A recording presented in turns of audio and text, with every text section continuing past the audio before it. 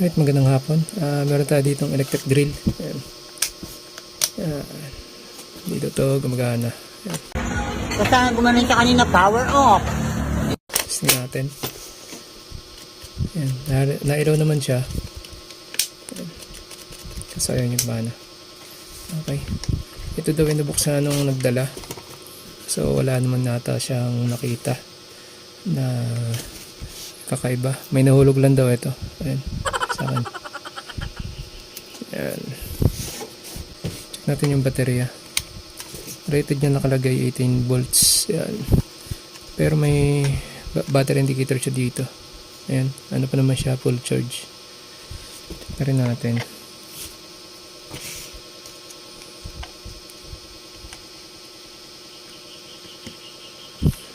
Check.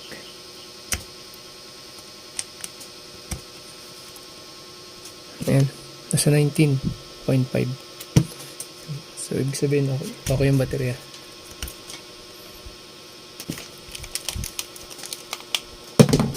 Ayan, buksan natin loob. Ayan guys, nakabaklas na. Meron siyang, kulang kung MOSFET to or transistor lang. Ayan, ito siya. Ayan. Nasunog na yung pinaglalagyan niya dito. Parang nalusaw na siya. Ayan. So check natin dito ay shorted na. Ayan. May reading na siya sa lahat ng paa. Ayan. Ito shorted na shorted. Kabila din ganun. Ayan. Tapos etong side na to. Ayan. Parang sunog. Pwes palitan mo. Oh, negative. Subukan natin linisan mamaya. Guys, na baklas na natin. Ito siya. Sunog na rin.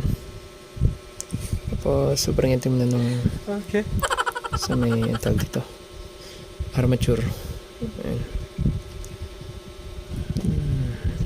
Napalitan natin to ng napalitan natin ng MOSFET. Ayan, bago na.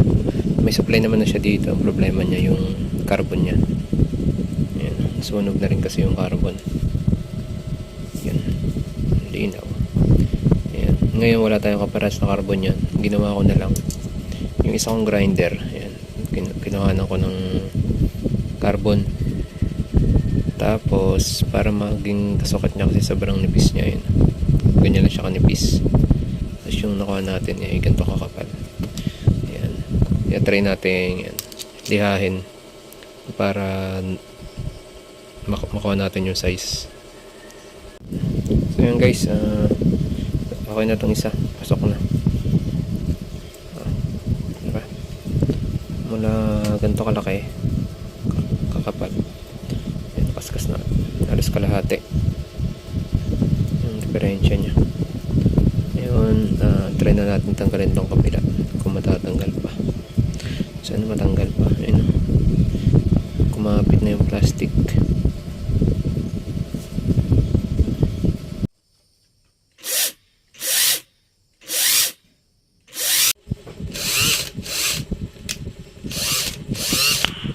Nice.